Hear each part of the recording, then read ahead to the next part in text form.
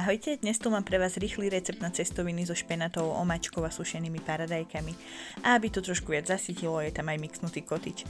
Začnete tak, že dáte variť cestoviny a kým si užívajú wellness v teplej vode, dajte na panvicu olej zo sušených paradajok a osmažte na ňom najemno nasekanú červenú cibulu. Pridajte koreniny, potom pridajte špenát.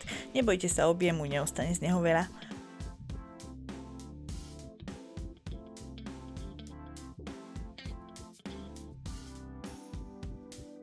Potom nastruhajte syr, tak vymixujte špenatovú zmes so syrom, kotičízom a trochou vody z cestovín.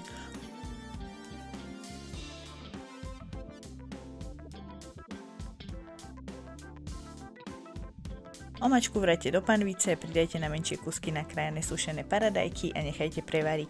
Na záver už len primiešajte cestoviny a môžete servírovať. Celý recept nájdete v popise a pre ďalšie recepty ma nezabudnite sledovať.